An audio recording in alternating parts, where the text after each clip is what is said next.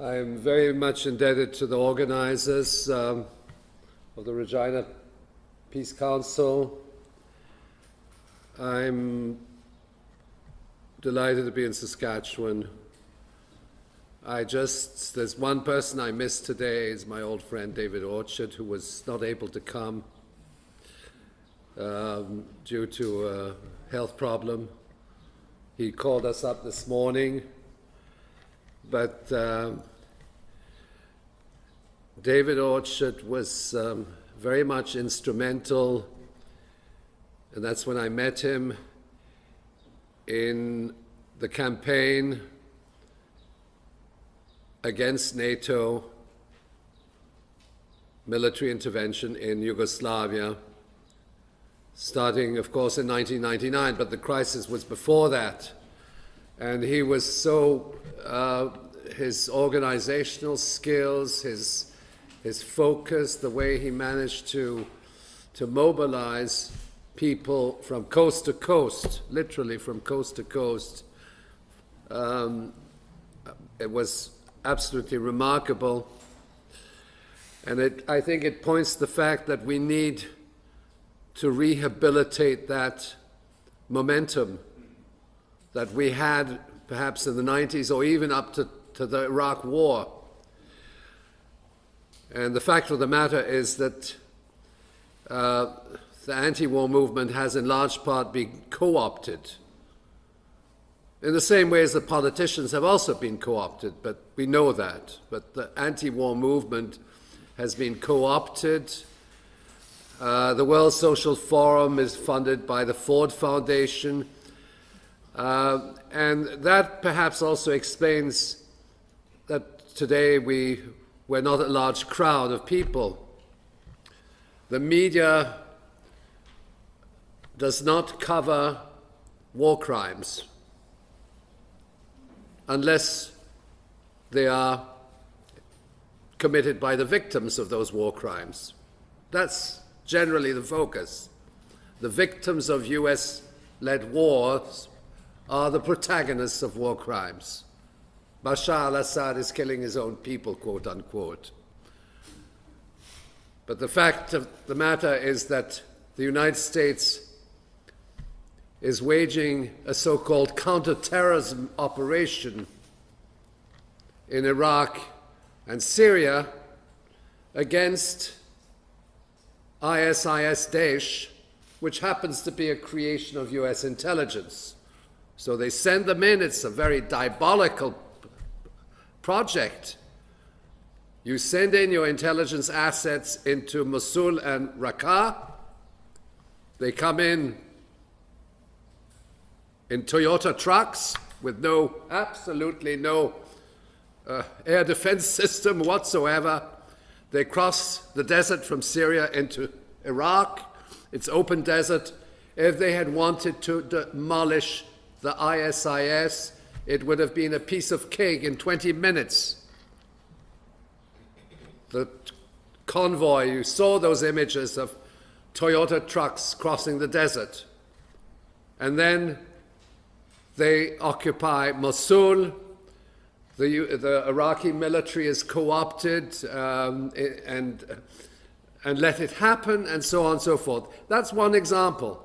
But we're dealing with a diabolical agenda where the United States is intervening under the banner of responsibility to protect or global war on terrorism. In other words, it is providing a legitimacy to a war of aggression or a sequence of wars of aggression. And the public is led to believe somehow that these are humanitarian undertakings. They're also led to believe that nuclear weapons are harmless to civilians, including what they call the more usable, low-yield nuclear weapons, more usable, intimating that these bombs are peace-making instruments. And now there's a $1.3 trillion or $1.2 trillion nuclear weapons program which enlarges an existing arsenal of 4,000, more than 4,000 nuclear weapons, US nuclear weapons, I'm not talking about other countries, which is enough to blow up the planet several times. I won't give you the number of times, but with a few bombs you can blow up the planet. And now these new tactical nuclear weapons, harmless to civilians, have an explosive capacity between 1/3 and 12 times a Hiroshima bomb. And bear in mind that during the first 7 seconds of the Hiroshima bomb, 100,000 people were killed. Now, let me put something into perspective. The title of my lecture tonight was called "The Globalization of War: China, Russia, Iran, North Korea." Now that might seem to be a rather unusual title, that I would list those 4 countries. I list those 4 countries because the United States is involved in World War III scenarios which go back at least 10 years. We're not privy to everything which has been done within the US military. But in 2007, the Pentagon had an exercise which was called Vigilance Shield. And it was, in effect, a scenario of a Third World War. And it was the United States of America against 4 fictitious countries, each of which were called Churia, China, Rubek, Russia, Birmingham, Iran, and Nemazi, North Korea. And this is a very detailed simulation of what would happen. Now, the fact of the matter is that those 4 countries are absolutely strategic for the following reason. They are non-compliant. They are exercising their sovereignty, and they're refusing to abide by US foreign policy. That's the only reason that the games were in relation to those 4 countries. But once you understand the strategic importance of those 4 countries, you get a better understanding of the logic behind this military agenda. It's a global military agenda. It is not a sequence of separate operations. It's very well coordinated. There's a roadmap, and that is understood. I could say that in the year 2000, prior to the inauguration Bush, slip of the tongue, George W. Bush, the project of the New American Century, which is a US Washington-based think tank, published a report where they acknowledged a number of concepts. First, they said the United States will wage simultaneous, large-scale theater wars in different parts of the world. And this was put within a military framework. There was no justification to these wars. We will wage simultaneous theater wars in different parts of the world. And that was part of what they called the Long War, okay? The Long War Against Humanity, which is the subtitle of my book. But the term, the Long War, is a Pentagon concept. So there was a roadmap but bear in mind the PNAC document says simultaneous, not consecutive. In fact, they've been doing both, but as you notice, they are threatening Iran on the one hand, and they're threatening North Korea on the other. They're threatening Russia, and they're threatening China. Okay? These are the strategic hot points. These four countries. Well, each of these pertain to different geographical regions. The Middle East,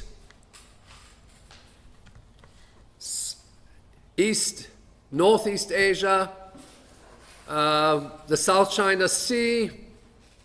Now, these are not the only areas where the U.S. military is actually involved. They're involved all over the world. They have their system of regional commands. But these four countries are considered strategic. In other words, they have to break them, so to speak, either through regime change or through military intervention or in some other way. And bear in mind, there's continuity in U.S. foreign policy right from the end of the Second World War. But to get back to the PNAC's concept of the long war, they have, one, the statement with regard to simultaneous theater wars, and then there's a statement which pertains to what they call constabulary functions.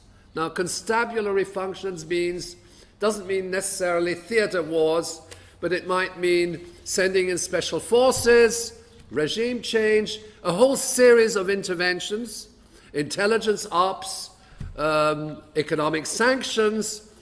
But the constabulary functions were really formulated as a military concept of policing countries through military and non-military means.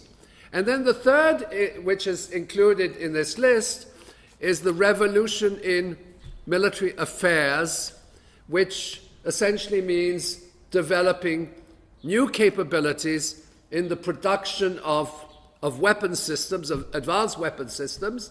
And mind you, that was really largely in support of the US military-industrial complex and the large corporate conglomerates which receive these multi-billion-dollar contracts from the Pentagon. So that is the background which currently prevails and which is important to understand what's going on in different parts of the world. And the war in Syria is very much linked to the next stage, which consists in threatening Iran. There is a roadmap. This was based on statements that General Wesley Clark made several years back, where a certain number of countries have been identified, Libya, Syria, Iraq, and so on.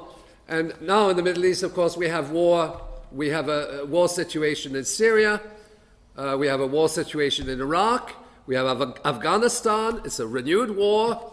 It's largely directed against the presence of China or Chinese business interests in Afghanistan. Then we had the war in Libya, again, also related to the fact that China was playing a major role in the petroleum industry.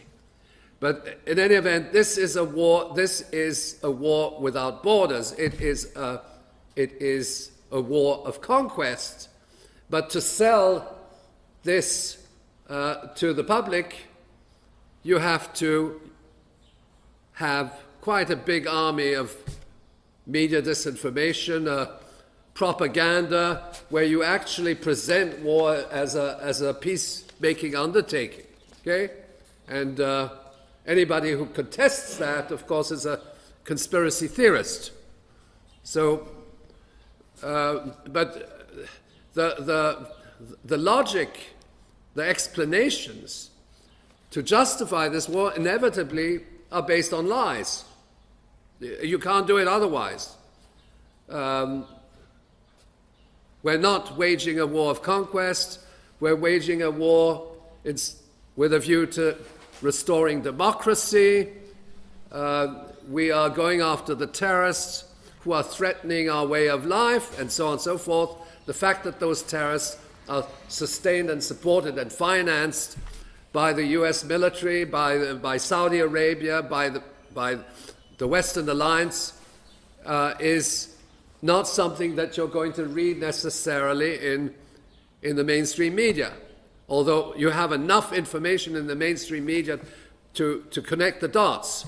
Those terrorists are financed, trained, and they have Western military advisors embedded within, and of course they have the NGOs who are involved, as well as the media, in falsifying the truth. So what's happening in Syria today is certainly not a civil war. It is an insurrection whereby Al-Qaeda affiliated entities, as well as ISIS, Daesh, are used as a means to destabilize and destroy a sovereign country. And this is not something which is acknowledged by the mainstream media. They will say Bashar al-Assad is killing his own people, the rebels are there, and representing various religions, etc., within, essentially Sunni versus Shiite and Alawite. Of course, they never mentioned the fact that the cabinet of Bashar al-Assad is largely made up of Sunnis, and it just so happens his wife is a Sunni. Okay, does that mean he's going to go out and kill his wife? Okay, but you won't see this kind of logic. You won't. I spent 2 months in Syria before the war broke out, and it's a country of tremendous tolerance, religious tolerance. There was no sectarian conflicts whatsoever. There may have been political conflicts, but what the media describes is the clash of ethnic groups and religions and so on and so forth. But in large part, these clashes are engineered, and they're engineered by the Western powers. And the plans to intervene in Syria predate, of course, 2011, when the war broke out. Now, I think we have to also understand the broader implications, as well as the economic and social implications of this military agenda. I think we must understand, first of all, we are at the crossroads of perhaps the most serious crisis in modern history, or in world history, because the destructive capabilities are such that World War III is not an abstract concept. It is something which is absolutely real. But we will only find out how real it is when it happens. But the accumulation of advanced weapon systems, nuclear but also chemical, biological weapons, climatic warfare, these bona fide weapons of mass destruction have reached a point where, in fact, they could be used to destroy humanity and lead the world to the unthinkable. And there's so many scientific studies to that effect. It's based. If you look at, I just got a contribution this morning from Helen Caldecott, who is a well-known author. I've known her for years, and I asked her to write up a piece on what's happening in the military bases where they where they store the weapons to be deployed in the case of a nuclear war. And she had documented this at an earlier period, that many of these people are either drunk or they're on drugs, they're taking LSD, or that they're simply not at work, and so on and so forth. And in fact, this is documented from military sources. And bear in mind, it's very important, apart from the fact that Trump says, my button is bigger than yours, there's always the possibility of mistakes, technological mistakes, communications. And this we saw even during the Cuban Missile Crisis. Now, we all live in the world of wireless communication with internet and email and message systems, but we're all aware that this particular realm is characterized by glitches. I run a website, and I can tell you I have glitches very frequently, practically every day. Okay? Now imagine what a glitch would imply with regard to the usage of nuclear weapons. And there's another, those are technical mistakes. And then there are so-called political mistakes. And political mistakes, let me elaborate on that. Those who decide on the use of nuclear weapons are unaware of the consequences of their actions. Why? Because within the military, there is not only within the military, within the political apparatus, there is an internal process of propaganda, which is not intended for the broader public. It's called top officials. That's a military concept. And what the top officials at all very high levels of government, military, business, are led to believe is that you can win a nuclear war, one, and two, that those weapons are harmless to civilians because the explosion is underground. I'm quoting from the Pentagon. And now it's a little bit like relabeling a pack of cigarettes. The more usable tactical nuclear weapon,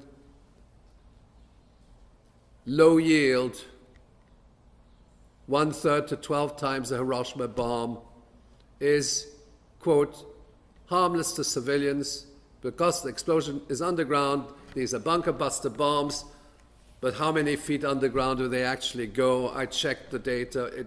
It's the size of this building. Of course, the rubble comes up, and they don't even talk about radioactive fallout anymore. Okay? They don't talk about it. And so that propaganda is intended for people who take decisions. And now, does Mad Dog Mattis know what the impact of nuclear weapons is?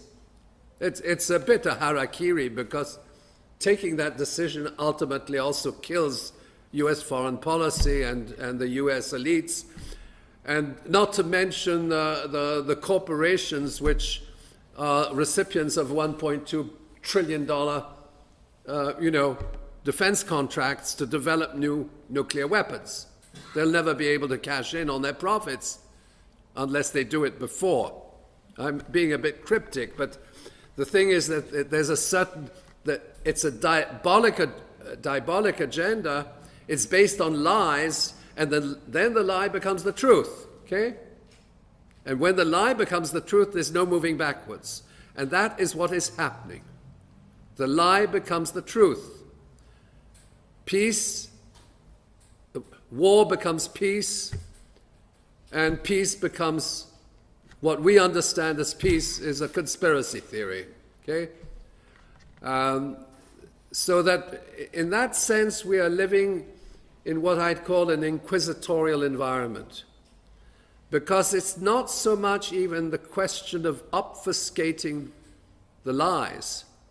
It is heralding the lie as truth, unquestionable truth, a bit like the witches during the Spanish Inquisition, okay? Or the French Inquisition was even worse. But that's another matter. But we look back at that and how is it they didn't understand, the logic behind this? But again, it's a very similar logic to what prevails today. And then we have terrorists coming in, attacking Western cities. Now, it just so happens that all those terrorists happen to be on the radar of the police and the intelligence. Then they find the passports somewhere, on the road or in the car or in the rubble. And then not a single one of these terrorists actually survives. They're suspects. They get shot dead. There's never any investigation. And then, referring to the Brussels attacks, it just so happens that the footage of the video passed when they attacked the airport. That was a couple of years back. What footage did they take? Moscow airport. They didn't have the footage for what really happened there. So they play around with the images. Now, nobody will dispute that. We've published that. Those are fake images and fake videos. But in the case of Brussels, what was quite striking is that in the morning, there was an attack at the airport. You remember those events. There's an attack at the airport, and then it was broadcast on the news, and they used the footage of Moscow airport. I happen to know that airport. And then in the afternoon, there was an attack in the metro station. And they took the metro station of Minsk, Belarus, which happened a few years earlier. So in other words, there was never any questioning, how is it? I can understand that there may be one fake video in the morning, but both videos were fake, okay? You have a whole series of contradictions. During the Paris attacks, that was the Bataclan and the Jewish grocery store. One of the suspects who was shot dead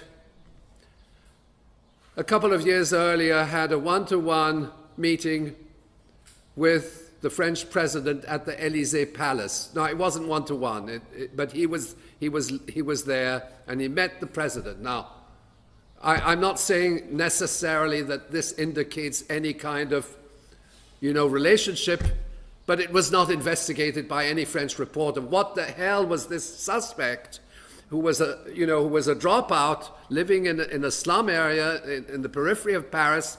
How is it that he was received at the Élysée Palace 2 years earlier? Okay, so the whole process of investigative reporting was shunted in the coverage of those events. Why is it that all the suspects are killed, even those who then they say, oh, we made a mistake, we've killed him, but he didn't do it, okay? But see, so that's the logic. We have these events which are there to intimidate the population, and then of course, and to endorse the narrative, the underlying narrative of the war on terrorism. Okay, they have to believe it, and for them to believe it, there have to be events in their daily lives. People have to be intimidated, and that's what's happening. They're intimidated, and they see, of course, Muslims as enemies of the state and so on. And then, of course, there's a vast campaign of Islamophobia. And then you ask yourself, why? Well, the answer is quite simple. But almost 70% of oil and natural gas happens to lie, I'm talking about the reserves, not talking about tar sands, happens to lie in Muslim countries. And the area from, let's say, the tip of Saudi Arabia up to the Caspian Sea basin, largely Muslim countries, is more than 60% of the global reserves of crude oil. Now, if those lands had been inhabited by Buddhists, we would be involved in a campaign against the Buddhists, obviously. You know, we're going after the Muslims because they happen to own the oil. Now, I was made a presentation in Montreal, organized by Concordia University, and I said, I mentioned, that was a few years ago, and I said that according to US Central Command documents, there was a plan, and that dates back to 95, first Iraq, then Iran. And then they put as a justification to ensure the supply of oil to Western markets. Okay? But the solution to ensuring the supply of oil to Western markets was to wage war on these two countries. And it was very clearly stated in this document.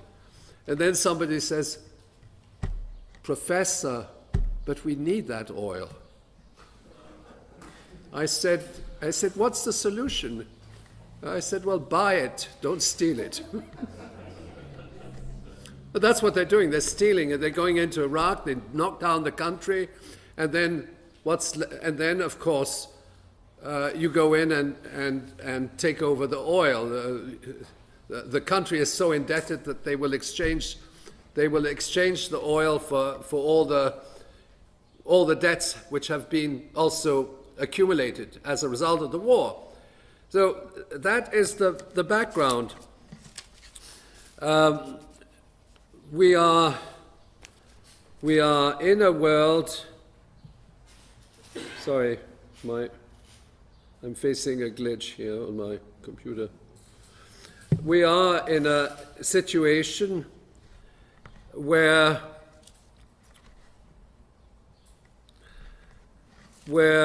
people who decide are actually war criminals. Okay, Obama is a war criminal. By now, I think Trump is also a war criminal. Okay, if you bomb a country illegally and kill civilians, you're a war criminal. If you impose a naval embargo on food and medicine, which is triggering at least a million people starving in Yemen, that's a war crime. And that's quite deliberate. There's the danger of 1 million people dying in Yemen because there is a naval blockade where the US Navy is there. They're not letting any ships in, so that the country is cut off from the rest of the world, doesn't get medicine, doesn't get food, and is involved and is the subject of, I would say, US-led bombings implemented by one of its proxies, Saudi Arabia and the Emirates. But US advisors all over the place, and of course special forces, Green Berets, are in Yemen. Okay? Now, we are led by war criminals. And I'm using the international definition of war crimes.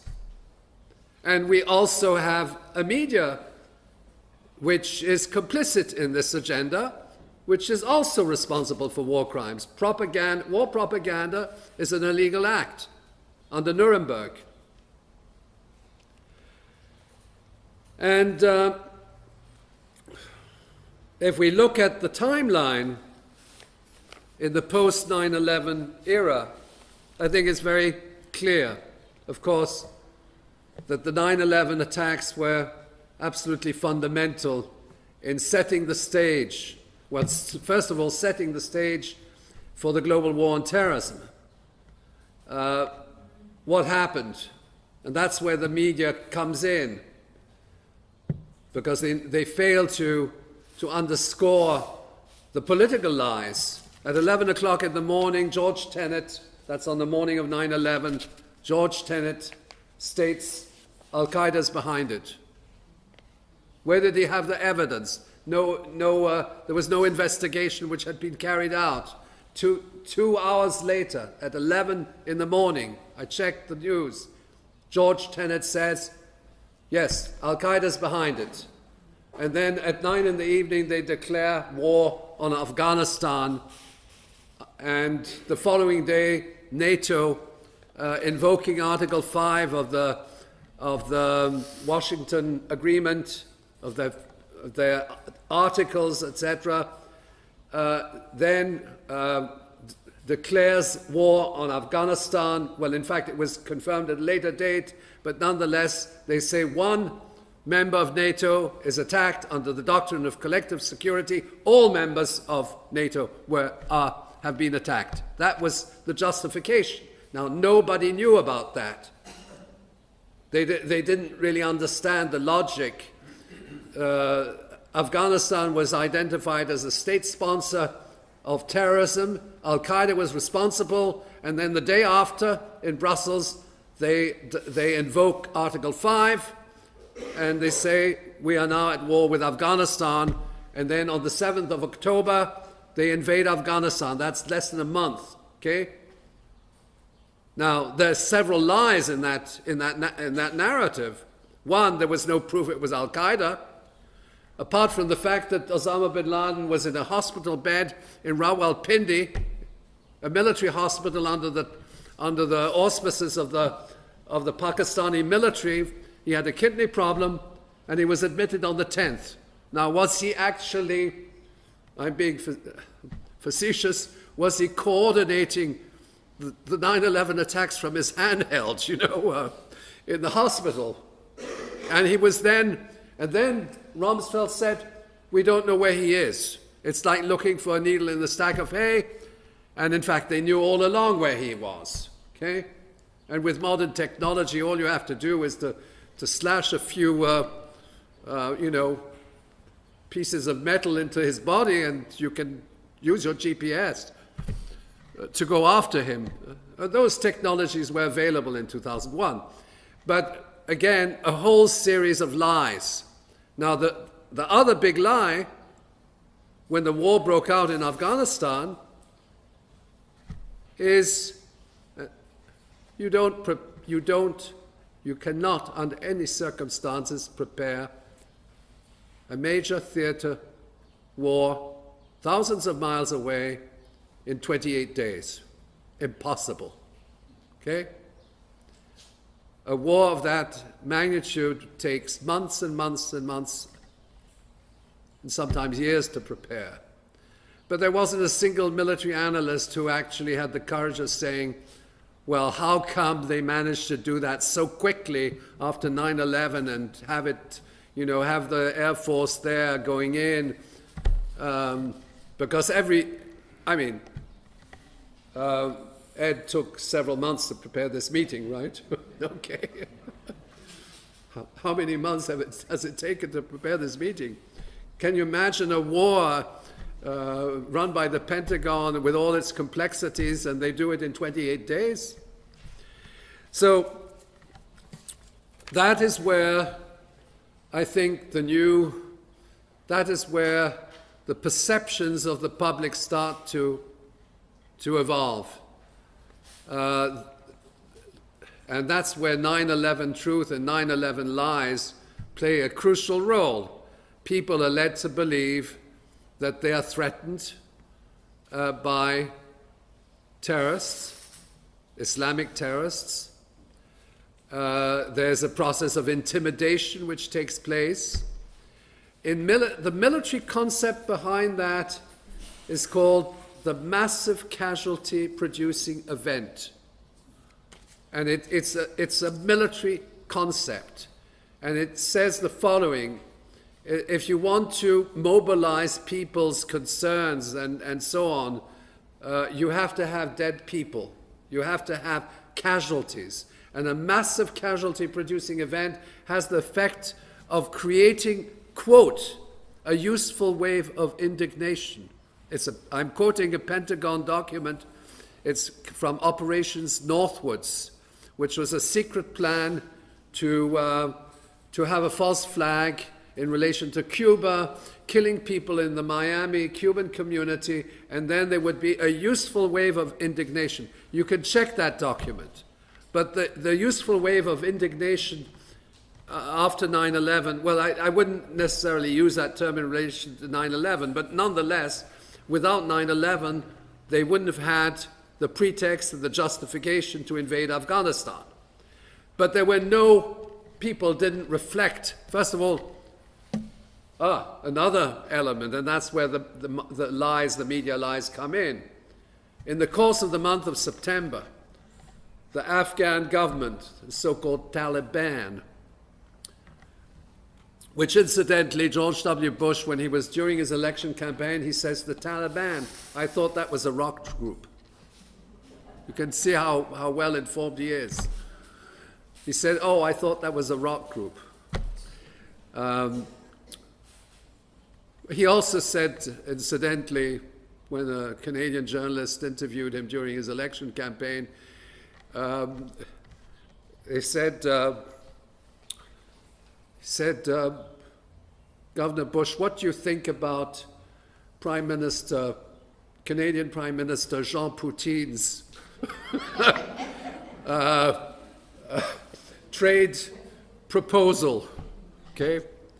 And he said, tell Prime Minister Poutine I fully support him. Okay? Poutine is, apart from the fact that it's the surname of the Russian Prime Minister, it is also some very obnoxious dish which people in Quebec absolutely adore. It's sort of French fries with cheese on top and then gravy. I don't suggest that you eat that, but in any event, that was broadcast. But you can just see the level, the intellectual, the level of knowledge of these people, and these people have the power to press the button.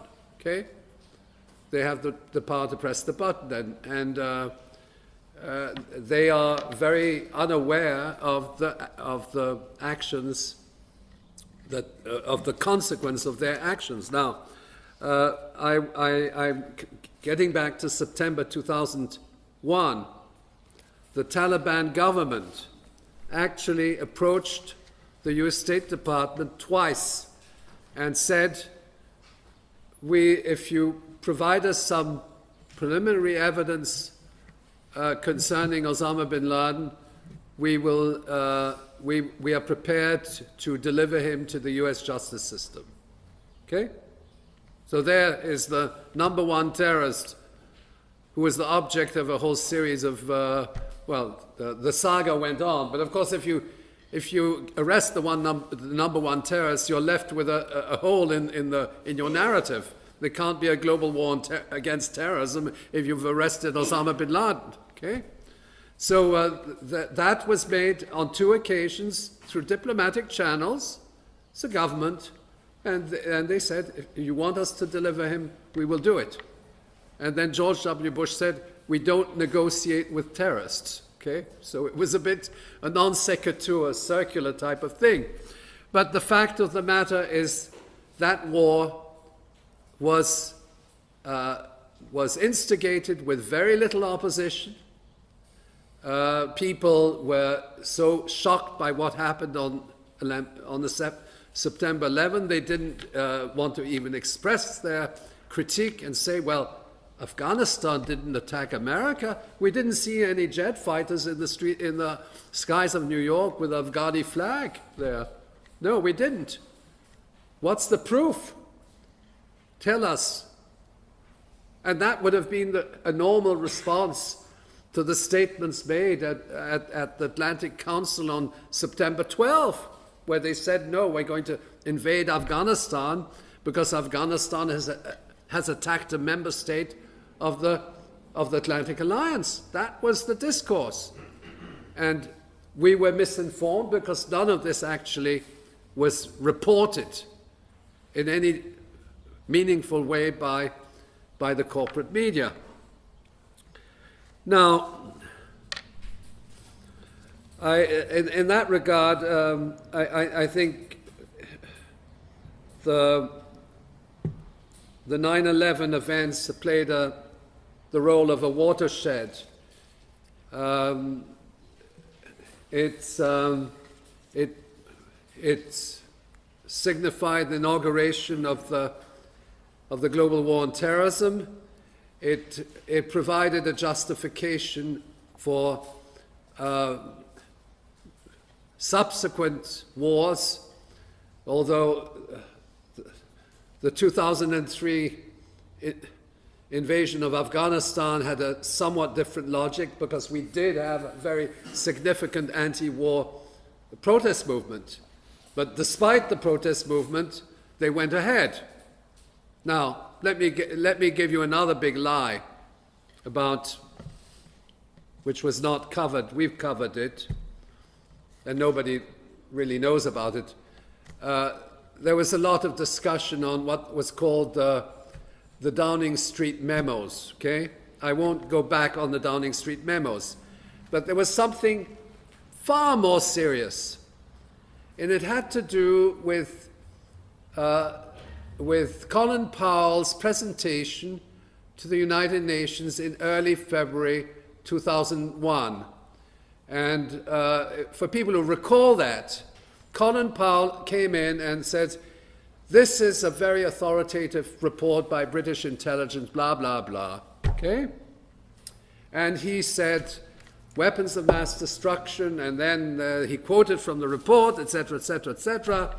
And British intelligence provided us with this report, and that was the basis upon which the war on Iraq was justified. And there was very little questioning of where this intelligence report came from, although we knew, because a professor at Cambridge, Glenn Rangwala, read the report and he said, "It looks familiar." And he started then looking at the quotations and discovered that the report had been copied and pasted off the internet. It was plagiarized.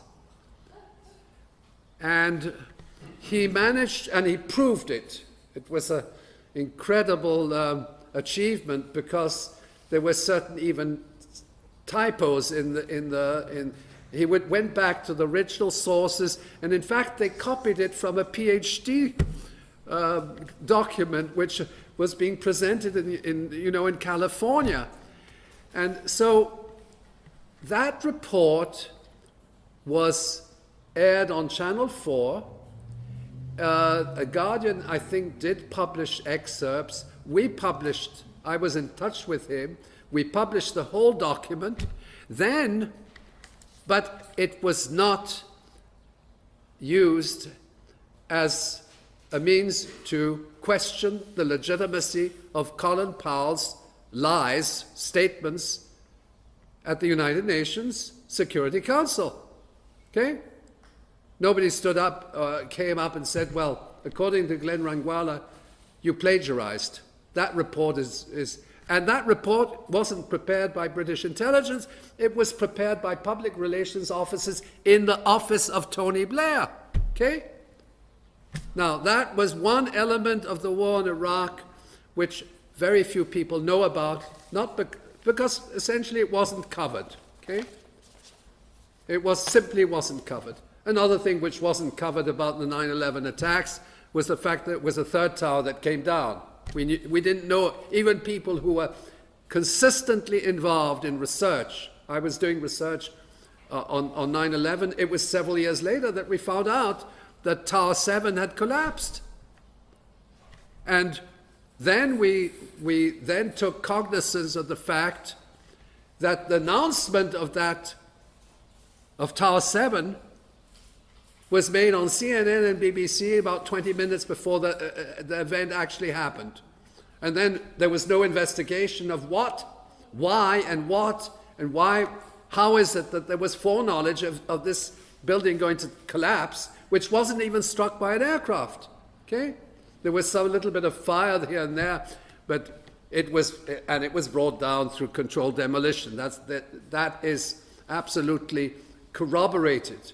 So there we have a whole series of inconsistencies which ultimately point to extensive war propaganda and manipulation, not only omissions, but absolute lies and fabrications. There was never an investigation, a police investigation into the 9/11 attacks. There was never any investigation as to why this Building 7, which was not struck by an airplane and came down after the BBC had actually announced it, because we saw the BBC journalist was there and she had the Tower 7 was in the background, and then it happened 20 minutes later. And that information was totally suppressed, okay? Totally suppressed. So, where was I? The global war on terrorism is fake. Al-Qaeda is a US intelligence construct. We're presenting war as a responsibility to protect and a GWAT. That's the global war on terrorism. And then, of course, we have the doctrine of preemptive warfare. Now, preemptive warfare was developed in 2001, and it was the Nuclear Posture Review, and it pertained precisely to these tactical nuclear weapons. But the notion of preemptive nuclear war is that you use nuclear weapons to defend yourself, and that you actually go and bomb a country with nuclear weapons as a means to defending yourself, even if that country doesn't even have nuclear weapons.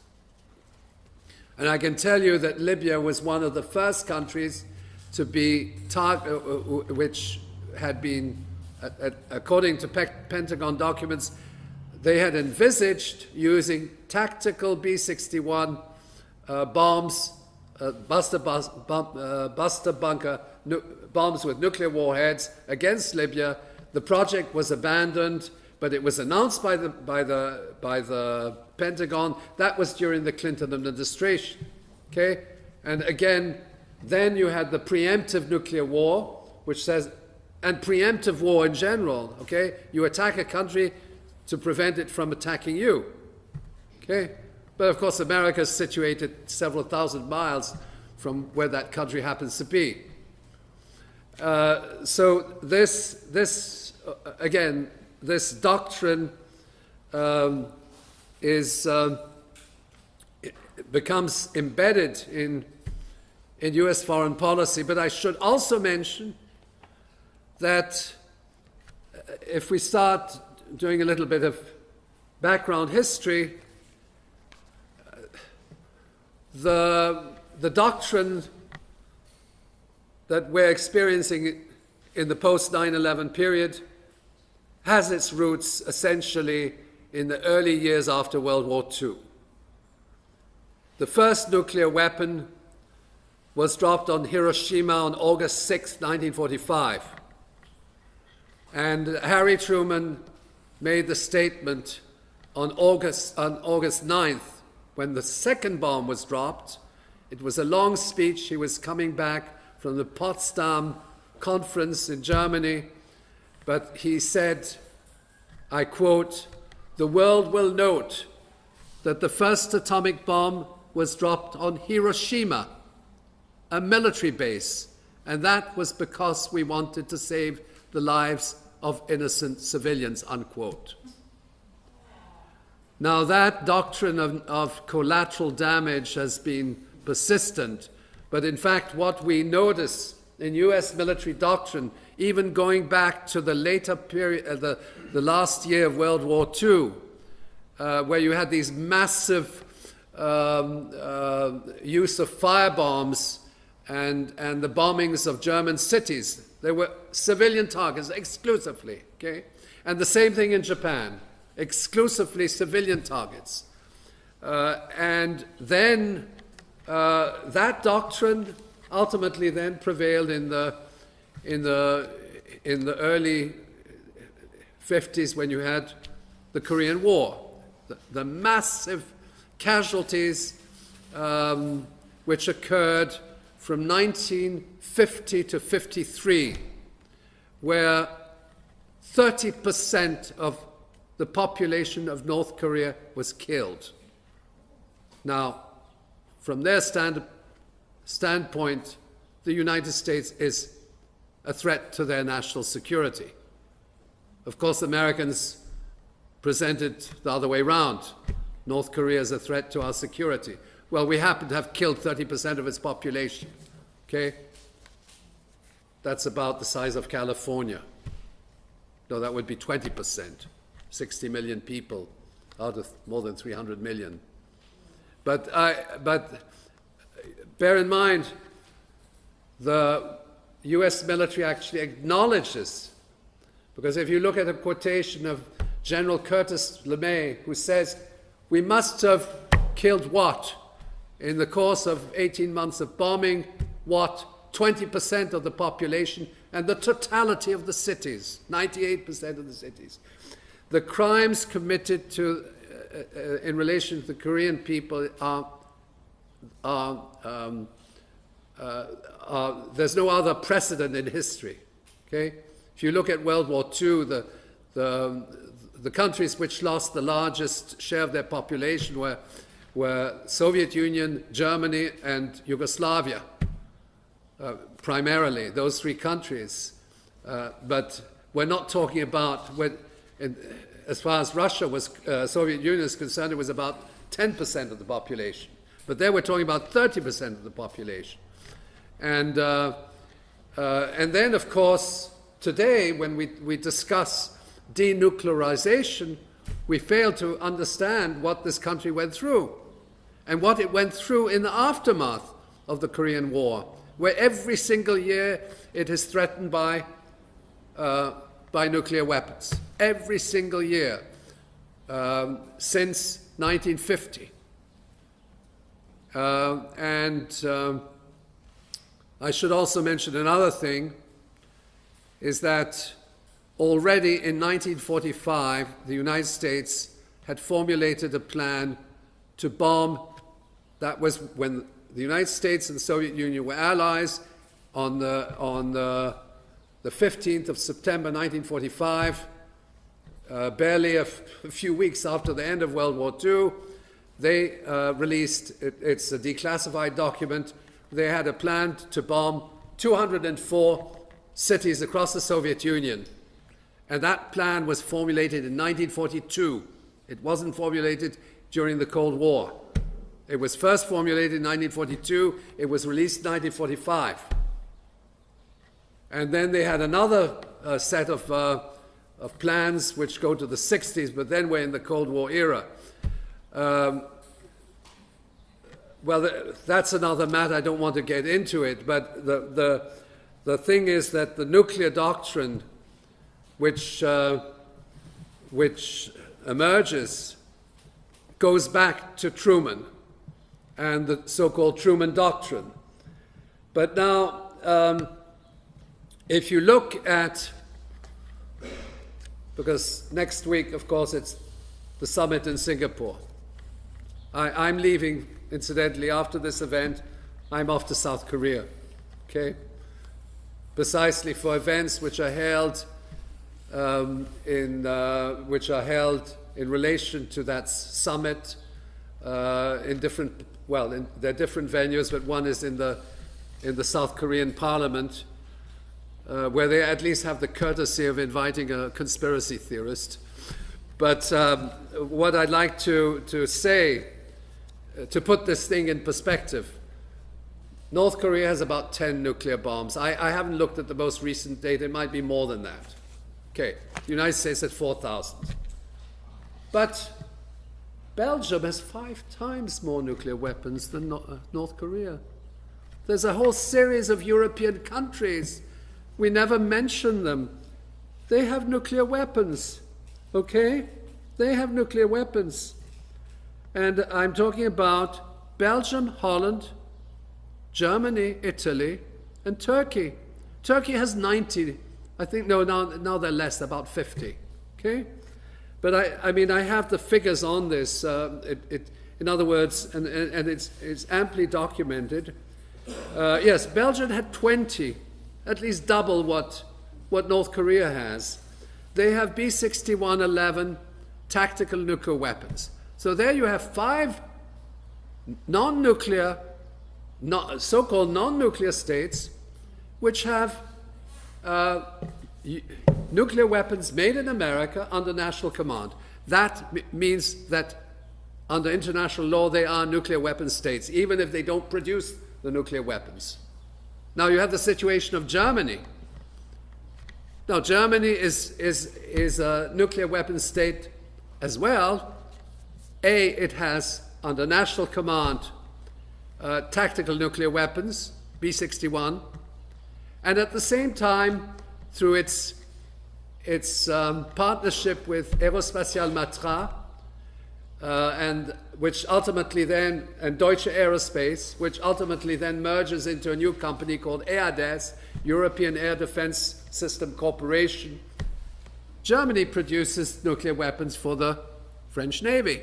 Okay, that's all right. So the French are the official nuclear weapon state, but the weapons, the nuclear bombs, are produced in a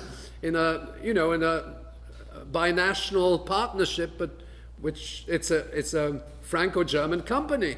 Okay, but nobody points their finger at Germany or Italy or Belgium or the Netherlands, not to mention Israel, which has some 400 nuclear weapons. Okay, and Japan most probably has nuclear weapons capabilities. So there we are, a small country in Northeast Asia, which chose to develop nuclear weapons after having been threatened with nuclear war for more than half a century, because that came rather late. They are now pinpointed. They are, incidentally, North Korea is the only nuclear weapons state that voted in favor of the motion of the United Nations General Assembly presented by the International Campaign Against Nuclear Weapons. They voted in favor of that campaign. The media will never even mention it. And the countries that voted, there were several countries abstained, including China, India, and Pakistan. They abstained. And the rest of the gang, including Russia, voted against. But North Korea, that was their policy, is they are against nuclear weapons, but they have developed nuclear weapons as a means of deterrence.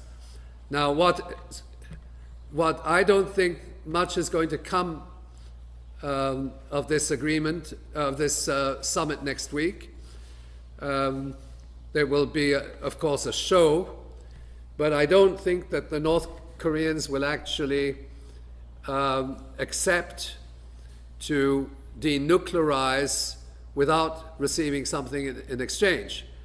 Now, there's a tremendous dichotomy or imbalance, because you have 4,000 nuclear weapons plus $1.2 trillion allocated to nuclear weapons on the one hand, and then you have a country which has about 10 nuclear bombs with limited delivery capabilities.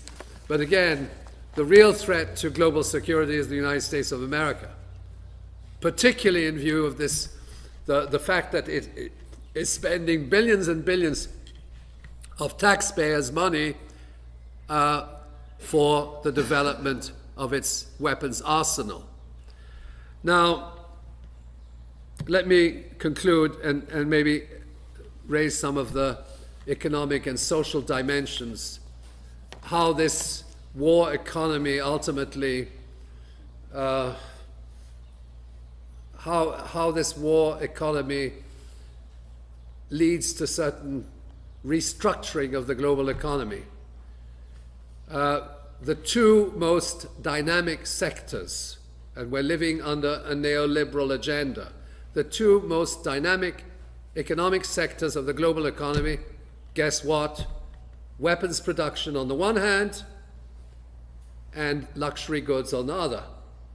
Luxury goods including entertainment, hotels, travel and leisure, infrastructure, and so on and so forth, which is geared to an upper income market. Why? Because the New World Order is characterized by extensive austerity measures, neoliberal phasing out of social programs, which are there essentially also to free the funds which finance the war economy. Okay? You can't spend $1.2 trillion on nuclear weapons and then at the same time finance your health services. Okay? So that there is a fiscal structure underlying this. So the weapons industry is very, very prosperous. It's doing very well. And then it creates also corporate lobby groups which are pushing, of course, to get these contracts. I'm convinced that Lockheed Martin doesn't necessarily want to blow up the planet. They're not interested in that. They're interested in getting the money. Now, if you had a government which were committed to peace, they would then say, okay, Lockheed Martin, we will fund your civilian aircraft. But in fact, they're doing exactly the opposite. Boeing has lost its contracts with Iran, delivery of civilian aircraft, but that doesn't matter because Boeing is also producing jet fighters and missiles and so on. And the whole process underlying nuclear weapons has been privatized. I don't have time to get into that. It goes back to a secret meeting which was held at the Strategic Command headquarters in 2003, I believe, where the private sector was invited in and they established the doctrine for the expansion of the nuclear weapons industry. But again, to get back to the economic and social dimensions, we are living the most serious economic crisis in world history, where vast sectors of the population are driven into beyond poverty, into total despair. And this is not due to a lack of resources by any means. It is essentially due to the fact that you have a process of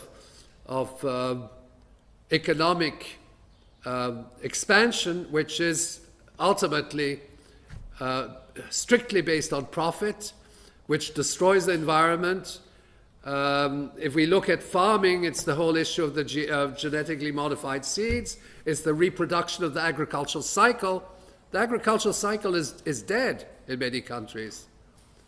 And when you don't reproduce food, or when the reproduction of food depends on on the authority of Bayer Monsanto, where farmers can't reproduce their seeds, there is a very serious problem. And that is tied into the military agenda. There are many examples of this happening around the world. India, where you see Indian farmers committing suicide. Ethiopia, the whole structure of biodiversity has been destroyed as a result of the influx of genetically modified seeds. And that happened after a US engineered war. Okay? So all these things in essence are interconnected. And I think it points again to the need to have a very broad-based mass movements. It's not a simple matter. and maybe we can discuss it later on, but David is going to focus on that. But we need desperately to rebuild a mass movement which is not dependent on corporate financing, which is the norm today. Okay. I'm on the blacklist of the World Social Forum, and then when I was at a conference in Brazil, which was on the invitation of the landless farmers. Okay. And then we were discussing the World Social Forum, and I said, you can't expect to be able to take on a progressive stance against the Rockefellers when the Rockefellers are paying for your expenses. Okay, but I mean that's true. You look at who's funding all these NGOs. It's Soros, it's Rockefeller, it's the MacArthur Foundation, it's the NED, and so on. So obviously, you can't. If you say, "Well, I'm against U.S. support for Al Qaeda," they cut your money off immediately. Okay, so there's a whole load of people there, of leftist progressives, getting money from foundations, and that in itself is a means to, in fact, destroying the mass movement altogether. We'll let them protest, but within certain norms and certain realms. We have progressive intellectuals, but many of those progressive intellectuals are supportive of U.S. foreign policy. And that is something which is absolutely fundamental if we want to rebuild an anti-war movement in Canada. We have to be independent, we have to be sovereign, and we are not taking the money from corporations or governments, because that would tie us down. Thank you very much.